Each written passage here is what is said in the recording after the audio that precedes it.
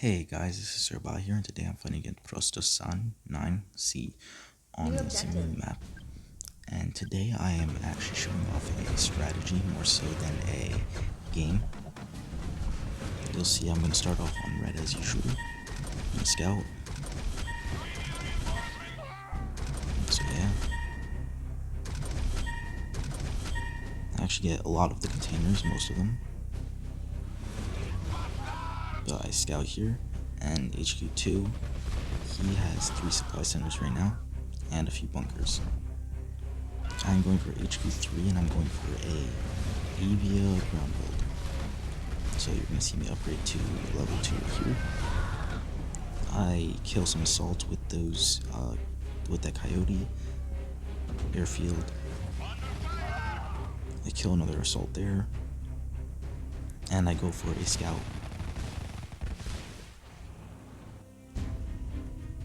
As you can see, this guy's actually going for Avia. Vertex as well.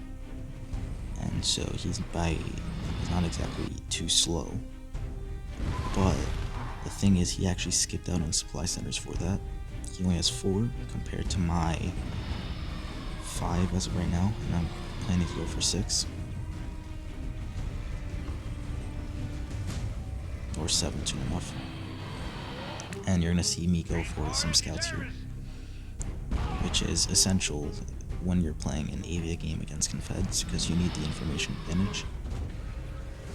You'll see I go for another supply center here. I have 4 Hawks, so now I'm just building up my ground army, Jaguar, Porcupine, and you'll see that I am setting out scouts.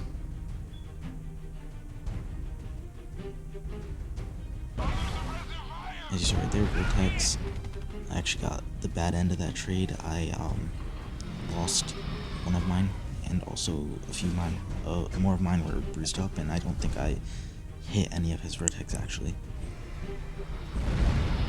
And as you can see right there, Vertex.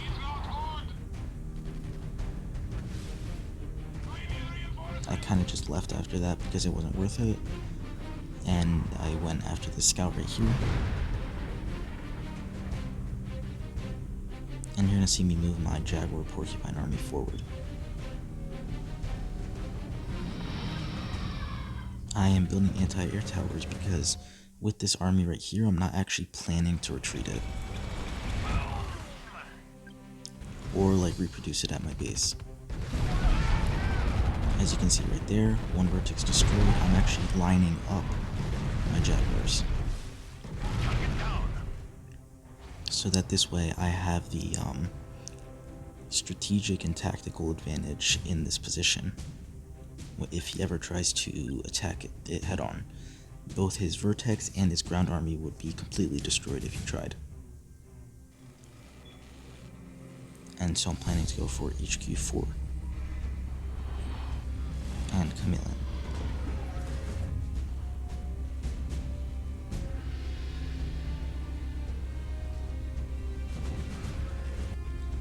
So yeah, you'll see right here I'm actually trying to use my Hawks as bait for those Vertex, and it actually kind of works, I guess. Those Vertex get really badly bruised up because of that. I lost one of my Hawks, but the lower the health on his Vertex, the less time it takes for them to die, and so that's better for me in the later game. You'll see I send a scout here. He's actually going for 2 vehicle factories, Zeus and Thor's. And he sends that scout right there.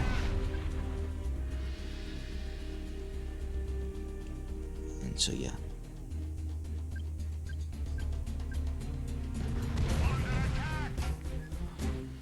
You'll actually see these Zeus right here. And so here's what I meant by his army would be completely destroyed if he tried to attack me head on. I have the complete positional advantage. So he's... And also I believe I have the number advantage, so he's kind of gets destroyed completely by that. I destroyed 1 Vertex there. And the other 2 right there. So in exchange for 2 Jaguars, I killed 3 Vertex, and in exchange for a few other Jaguars, I killed his entire ground army. But I'm still not planning on moving in because of these rocket towers. This guy is going for complete camp mode. So yeah, you see this vehicle factory, and I decide to attack it. And I'm gonna maintain my hawk count of 4, because even though it's not that many, since this guy isn't maxed, they're able to do quite a bit of damage to, first of all, his units, and second of all, a few of his buildings, depending on what they are. And so you saw me send a scout out, and I actually got my first chameleon here, finally. So I group up my Jaguars, and I'm going to send them forward without the chameleons, without the porcupines. And you'll see that it doesn't really matter because the porcupines are right behind, and those Thors will actually be focused on this army right here, since he is going for Thors. As you see right there, infantry, not exactly something that's fun to deal with, but he dies relatively easily. And I actually set up my Jaguars right here. I sieged up, and I tried to make it look like I was going to stay there for a while to attack that bunker, but I moved immediately, allowing for those, making those Thors miss and taking damage to my porcupines. So you'll see right here, I move forward again, destroy that bunker. I actually moved to this position right here, and then I retreat again, expecting those Thors to come and try to bomb me again. And of course, I was right. So now I'm actually able to move in again immediately. As you can see, I destroyed a few units here, and I'm destroying his infantry. And because of this, he's actually getting a resource disadvantage. I'm going for HQ5 now, and he's still stuck basically. And so I actually line up my Jaguars here since this guy decides to move his Zeus forward. And then immediately after this, I retreat because of those Thors.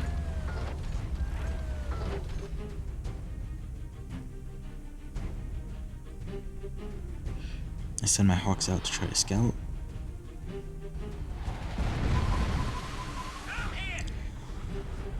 Either way though, as you see with those Thors, it's somewhat difficult to dodge them, but it's more about timing and expectance.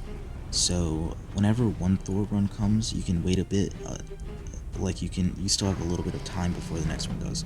As you saw right there, that was a Vertex he sent out to scout, and now he sent a bombing run. That was actually a pretty solid hit. He got one chameleon and 2 or 3 Jaguars.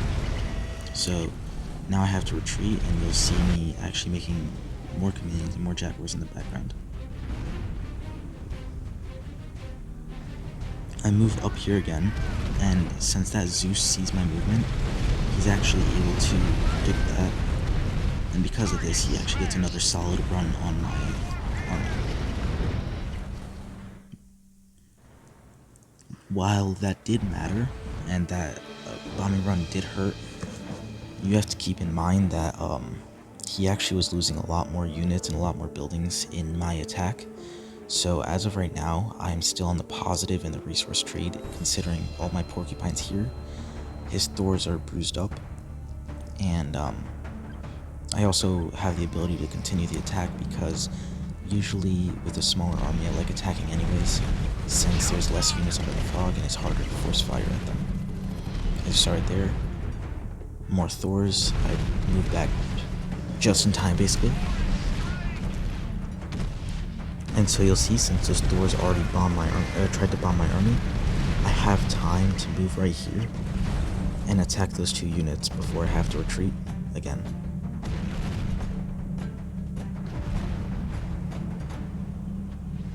And Thors.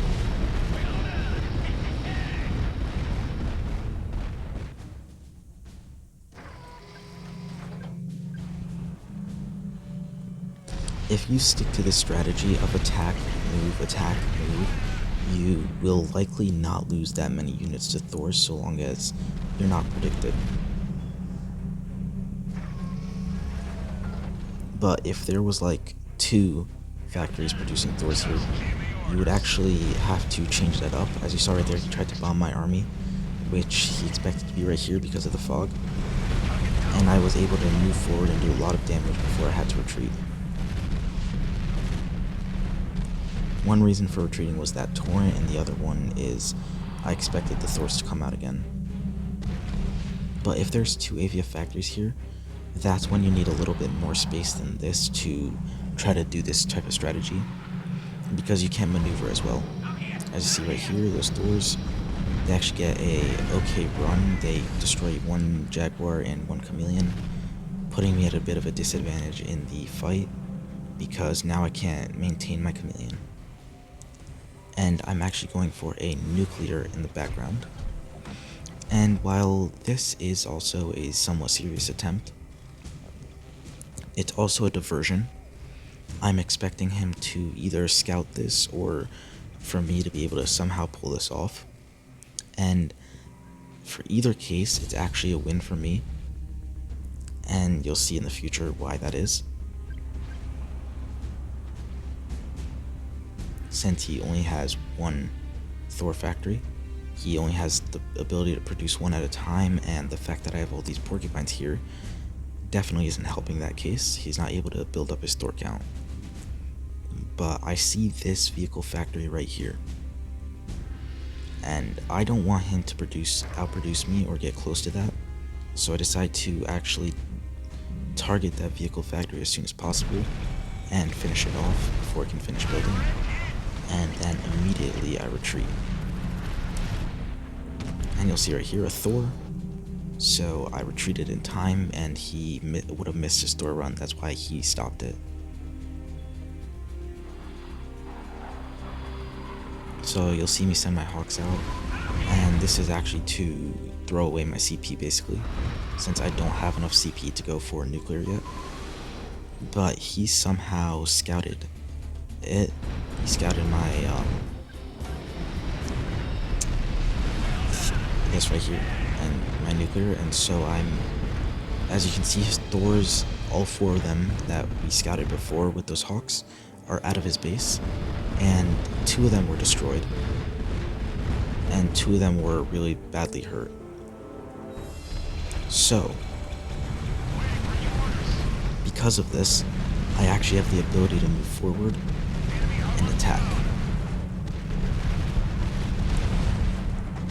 So yeah, he's not going to be able to destroy this many Jaguars and stuff with just a few Torrents and Zeus, especially since I have 2 Fogs here. 1 Thor right there, it newly produced. Doesn't really scare me, it's 1, it didn't even destroy my Chameleon. So I'm able to move in now, and basically this is the end of the game. He stands no chance at this point. So I actually retreat in case of those Thors. And also, in a second here, as you can see, I'm building another nuclear. I'm also going to go after contracts since my enemy left the game. As you saw right there, torrent right there, completely mismicroed. My enemy left the game at this point. So you'll see me group these up, and I'm going to do armadillo contracts. Either way though, this is a good strategy to use against campers. Porcupines in the background destroying any Avia units that come out, and 2 to 3 Chameleons in front with a few Jaguars. And you continuously build up that Jaguar count to continuously harass your enemy. The more Thor runs you dodge, it really does depend on your skill, because you have to dodge a ton of Thor runs, you have to dodge Torrents, Zeus. It's more of a dodging game than it is a actual attack. You're gonna see like a continuous gameplay with this type of strategy, but it is very effective on anti-camping. So I hope you guys enjoyed the battle. If you did, please hit the like button down below. If you haven't yet, please do subscribe. Thank you for watching, and I hope you guys have a great day. Good luck with your battles.